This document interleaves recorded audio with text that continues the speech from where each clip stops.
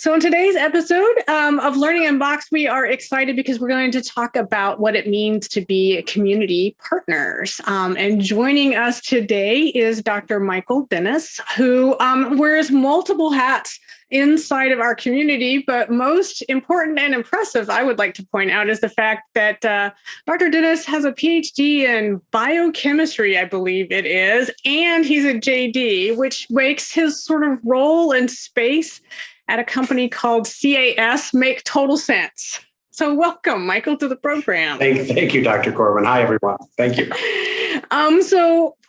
To set the stage just a little bit, because our listeners come to us from all over the world from a variety of different backgrounds. Michael, you're also the vice president, legal, something called PMO and innovations at a company called CAS. So let's start with, what the heck is CAS? What does it do, and why does it matter for all of us today? Well, thanks. So CAS, we're a science and technology-based organization. So we've been around for over 114 years. We're part of something called the American Chemical Society, or ACS, and that's one of the world's largest scientific associations. But what do we do at CAS? Mm-hmm. It's complex. We aggregate. Yeah. We bring together all the world's science. So we aggregate it, whether it's from books, dissertations, journals, patents, go figure, it comes to Columbus, Ohio. Mm-hmm.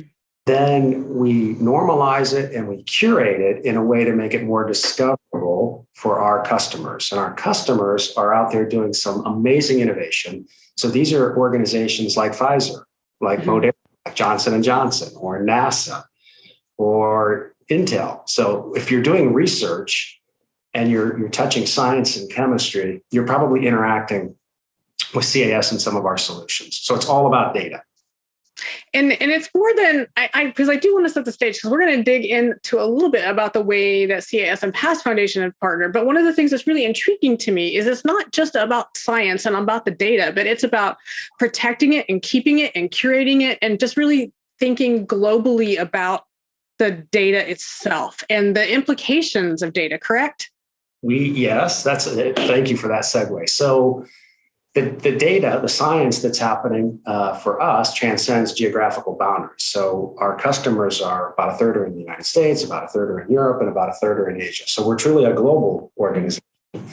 And the types of research that's happening, in some cases, incredibly proprietary, incredibly confidential. So we have an on-prem data center, and the protection of that information. So yes, we invest heavily in cybersecurity, and all sorts of other data privacy models. Yeah, so a lot of stuff going on around the world that involves formulas somehow or another. CAS is likely to be involved. That's correct. Yeah, and we know some. We have the ability to see some things that are coming that unfortunately I wish I could tell you about them. I wish that too. It'd be fun. But there's some really amazing innovations that are out there on the horizon. Yeah. And it's that innovation, I guess, in that innovation space that is sort of the perfect sort of partnership and segue with an organization like the PASS Foundation. And, just for our listeners, we got involved together because this question sort of came up about CAS is this amazing entity inside of our community, but what and how does this organization, this company, if you will, then interact with that community in some type of meaningful way? And that was sort of the beginnings of some of our conversation together. Sure. But that really gets me to the crux of the conversation that I want to have with you today, because we do hear all the time, in our own work with communities, with schools, with individual teachers, lots of works with families and communities around how does what happens in sort of that K-12 ecosystem, if you will, from a U.S. perspective, how does that ecosystem and the ecosystems tied to business and industry, how do they truly meaningfully intersect? And that gets me sort of thinking about what's that community partnership opportunity. And schools struggle to figure out, how do I do something meaningful with industry? And oftentimes we hear from industry the exact same thing. Well, we want to be more meaningful and more strategic in our community, but we don't really know how to do that. We don't know how to have that conversation. So I want to start this with, how does CAS think about community partnerships or community stewards as it relates to sort of the role and impact that you can play in a community like Columbus that has a lot of big industries here. So it's not unique in that sense. So how does CAS sort of wade through all the noise that is our community? So great question. So I'll speak for CAS. I can't speak for all the organizations in Columbus, but if I didn't mention, we're also a not-for-profit. So for our community involvement, we're not doing it for some benefit on a financial balance sheet. We do it in part because it's just the right it's sort of in our DNA. And as we grow and become more successful, we want to give back to our community, which is Columbus, Ohio, where we've been for over 100 years. So in addition to doing it for the right thing, we do it for pride in all our staff. And so strategically, we've selected 3 pillars. And one is STEM or STEAM. A second one is health and wellness. And a third is diversity. So if you're in one of those 3 spaces, not to say there's always an exception that we can do something outside of that, but if you're in one of those 3, you're in our sweet spot. And so at PAST, you cover several of those actually. And that's why we're so attracted to what you're doing, Dr. Corbin at the PAST Foundation.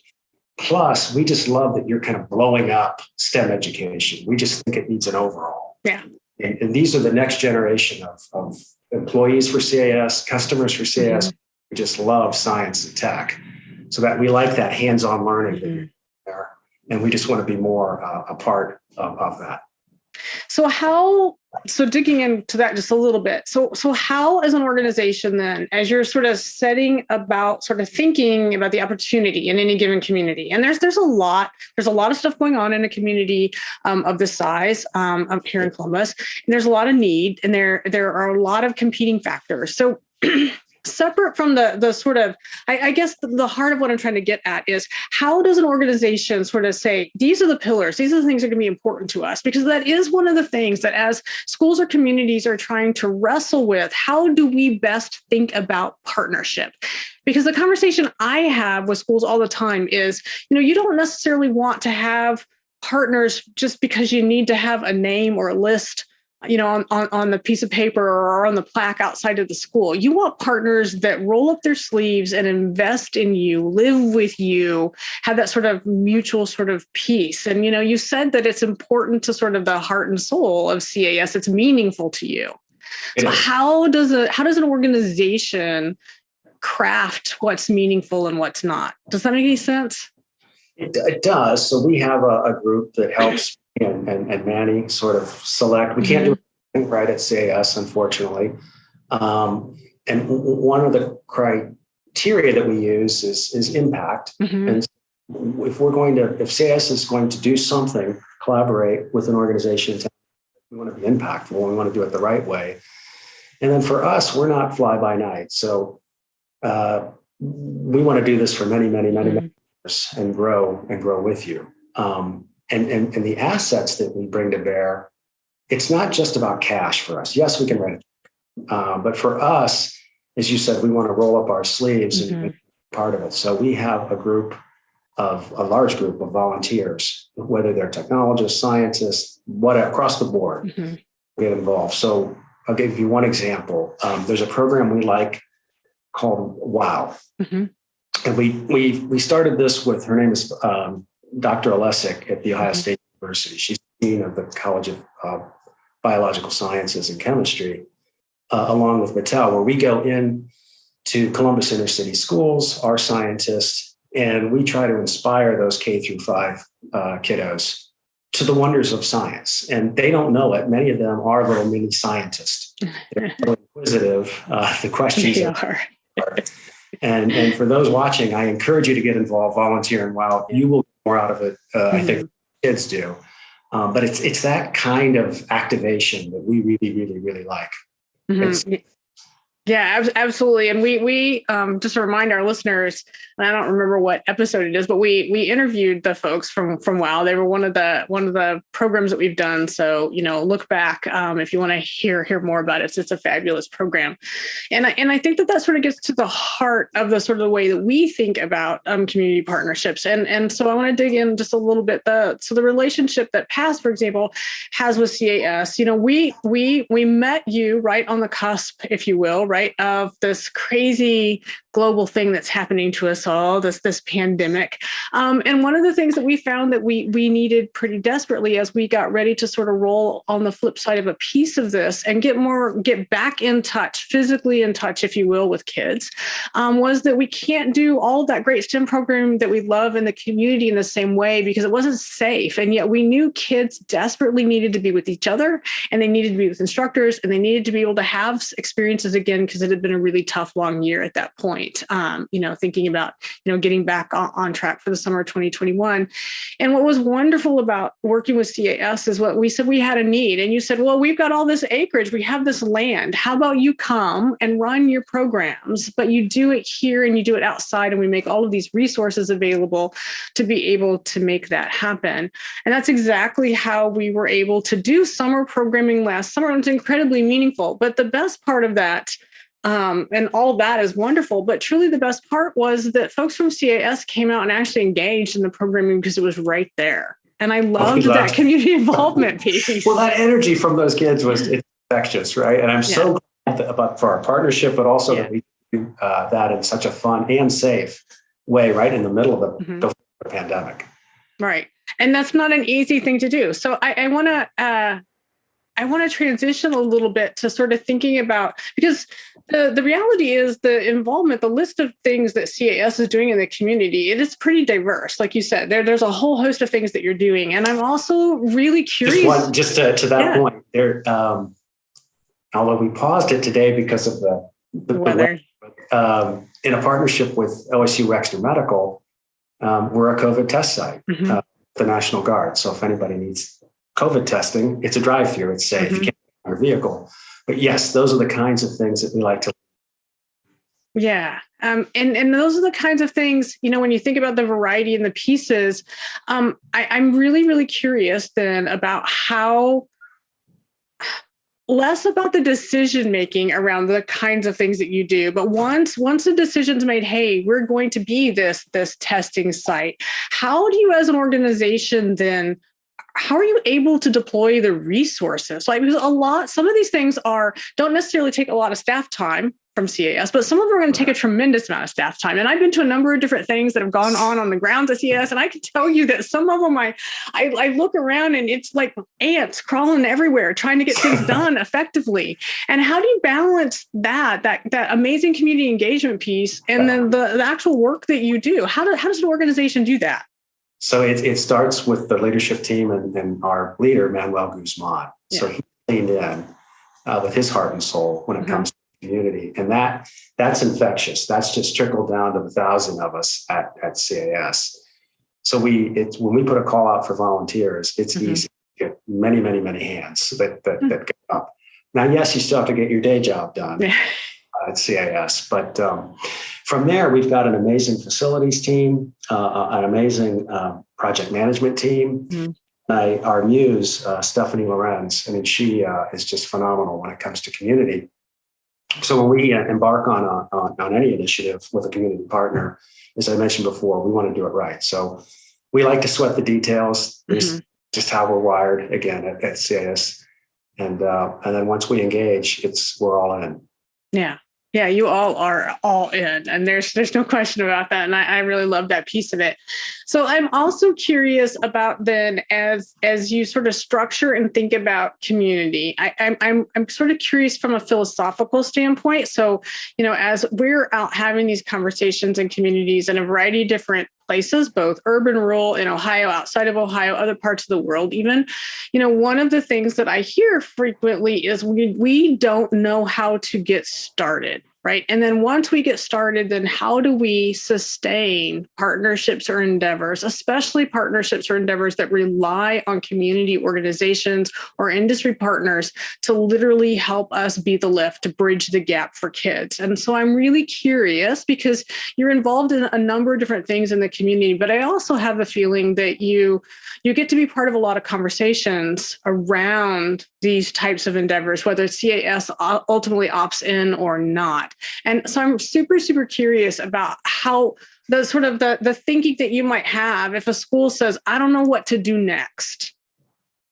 Well, first, I think it starts with just ask. I mean, don't be bashful people, right? Be courageous.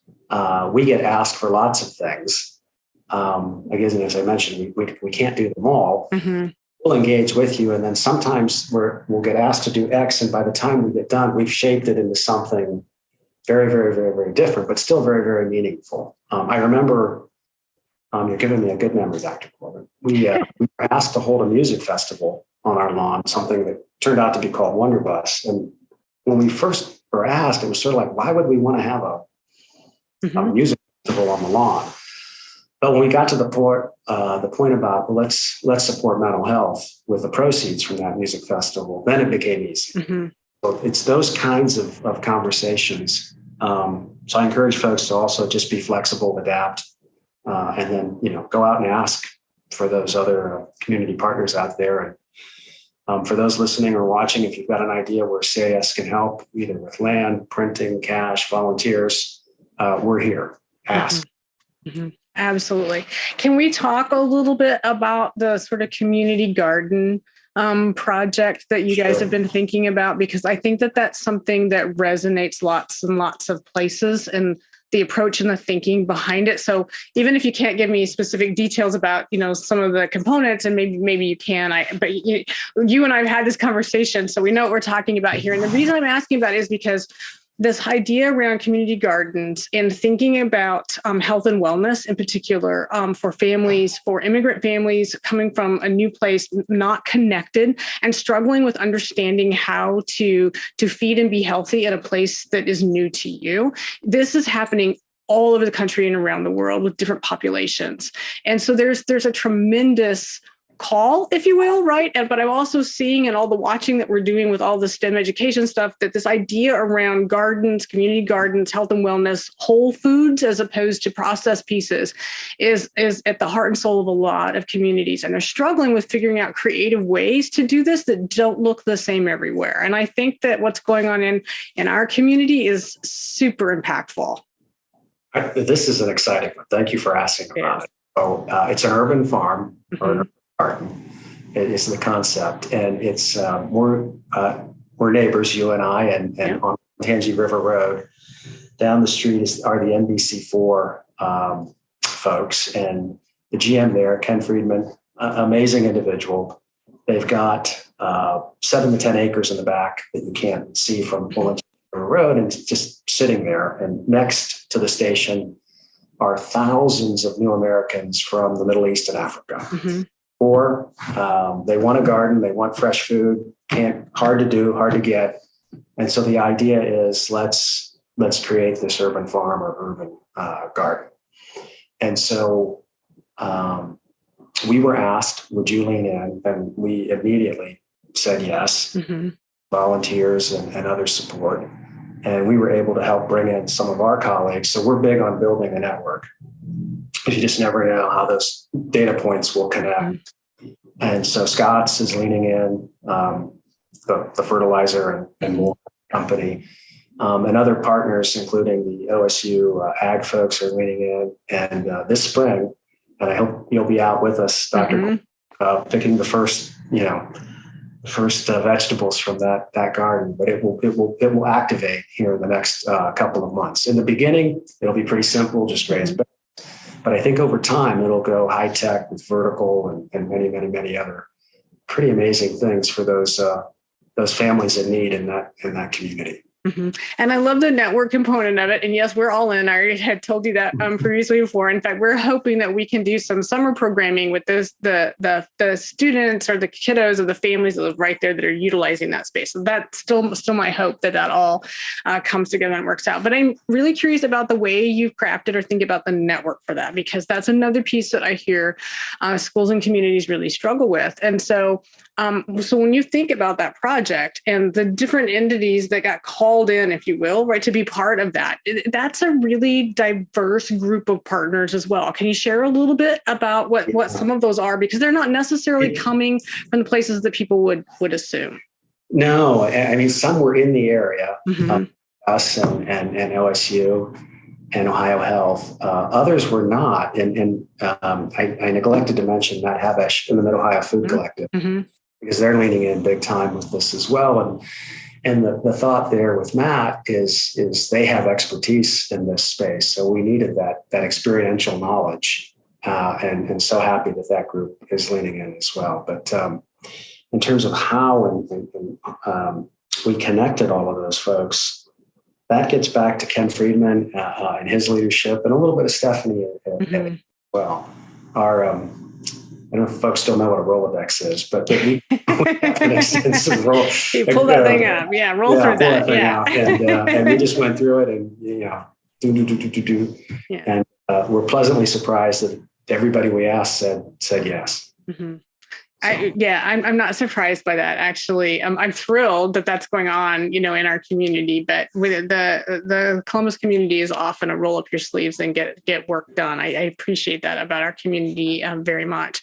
I also want to talk a little bit about the project that you're working on with PAST in particular, because I want to use that sort of as a catalyst for a conversation around the way organizations, nonprofits in particular, that are working in the community can take ideas and then take them to scale, right? So I'm talking about our cybersecurity pathway program that we are in the process of building out. And it was one of those early conversations that we had with CAS. And it was one of the things that I leaned into when I realized fully, sort of that CAS was so much more than I just thought it was based on the label on the outside of the building, right? And when you go there and you fully understand the work that you're doing as an organization and how critically important it is, it ties directly for us to how we could think about prepping workforce. And you mentioned earlier that, the students that are going through our programs, they're part of the community, they might be potential workforce for CAS, and so on and so forth. So it's really, really critically important.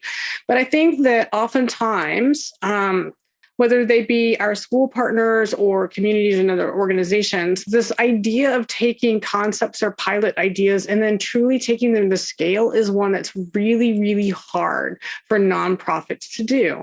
And we rely on our community assets and community partners to help us do that. And in the case of what we're talking about at PAST with cybersecurity was an interest, just to sort of set the stage for our listeners, an interest that students have around all things that have to do with the internet, quite frankly, right? And watching kids not really know how to navigate that, and a real push nationally and globally for more students in computer science, which then translates into more issues as students and opportunity folks in the cybersecurity components of all of that. So it all rolls together. And yet we take a small pilot program where we're running students through summer experiences just to give them to exposure and wanting to then be able to turn that into a full pathway for high school and early high school graduation for the state of Ohio. And yet we're a bunch of anthropologists that play at creating programs. And so very quickly, and we do this with every single one of our programs, is recognize we have no idea what we're doing in that particular industry or that particular space. But if we could lean in to our partners who do this stuff, then we have the potential to build something pretty magical together. So how does the CAS then say, sure, yeah, that sounds great, let's do this crazy thing? Because it's kind of crazy, you have to admit, on some levels. We love it. And I don't know, maybe it's part of our passion as well in that space. But when you asked, I think we immediately said yes. And I used a safe word. I mean, just call it a pilot or just call it an experiment. And you know what? If we fail, we'll learn from it. We'll get back up and we'll just try again, right? That's kind of the philosophy, if you will, at CAS. And then we try to also sort of chunk things up. Sometimes it's so big that you just can't get it off the ground. Right. So just start small and then, let it grow from there. And that's why we're so excited about that cybersecurity program. Talent, if we have an Achilles heel at CAS, that it would be talent. Strategy is sound. We've got many resources, but getting the right talent is tough. And in that cybersecurity space, that's one area. Scientists, that's another area. So many of the tech spaces, and that's why we're so, again, proud to partner with you, because you're creating the next generation of talent in those spaces. Yeah, and we hear that. I appreciate that very much, and we hear that repeatedly from our industry partners that talent is the thing more than anything else. We're trying to figure that out, and it's a global issue across many different industries. We hear that a lot.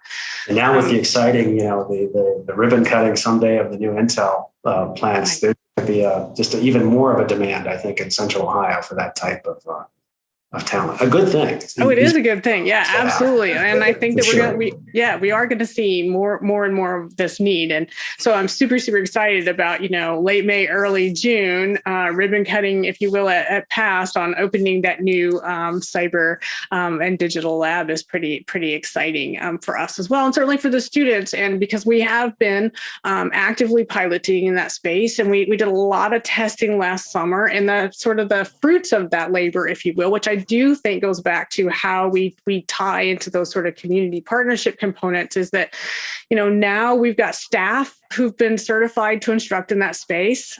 We never had that before. That's really exciting for us. We have the first students in the first classes, on the verge of earning collegiate credit in cybersecurity, because we consciously said, let's do this thing, right? And that conscious let's do this thing component for us is not possible without partners. We don't do anything on our own. And so, not only do I appreciate the fact that CAS leaned in for us in this space and continuing to do so, but that more broadly, I think that our industry partners recognize that to be able to make those shifts and those transitions, you have to invest in the workforce of the future. At the end of the day, I often will talk about, this is not philanthropy, right? This is your development of your workforce, your talent, and your pipeline. It just happens to come in the form often from our industry partners as philanthropy, but it's so much more than that. Completely agree, right? It's giving to the future for sure. It is, absolutely. Well, I always like to sort of think about rounding out the conversation with asking a question that sometimes puts folks on the spot, but it's super meaningful, as it relates to what is next. So when CAS thinks about community and community impact, and you're really thinking about not necessarily the specifics of, hey, we're getting ready to do this thing, but more importantly, what does those internal ongoing conversations look like that says, hey, if we're gonna think about paths forward for our community, how do we meaningfully do that? Now, for us, so we want to do so much more in the diversity space, so that you're going to see a lot more over the next coming months and years from CAS there, for sure. And then still a lot more in the STEM space that we've got we kind of have a pipeline, if you will, of what we're planning. I'd probably get in trouble with Stephanie if I tell you. It's okay. But it's coming, and we definitely want to make more of an impact in Central Ohio. But I mentioned that we're also a global organization. Also trying to figure out how do we scale or expand this to outside of Columbus as well. So that's in the works also. But and you've already started that. I mean, your water pump project, one of the first conversations we had right in Africa is a bit of that footprint in other places. And so I assume that it's one of those things that will just sort of roll in. Yeah, exactly. Sure. Absolutely right. Very good. Very good. Well, Michael, thank you so much for making time out of your day to join us in the conversation. We're honored and humbled, seriously, to be a partner with the PAST Foundation. And again, thank you for being such a role model and the leader that you are of PAST. Well, we appreciate that. But I really, really appreciate you making time to sort of talk about this, because this is so hard for so many of the communities that PASS works with and engage in to really sort of figure out and navigate this whole concept of industry and community and organizational partners in K-12 coming together to figure out how to solve problems for our students and for workforce of the future. So thank you for what you do. I appreciate it so much. Thank you, Dr. Corbin. Appreciate it.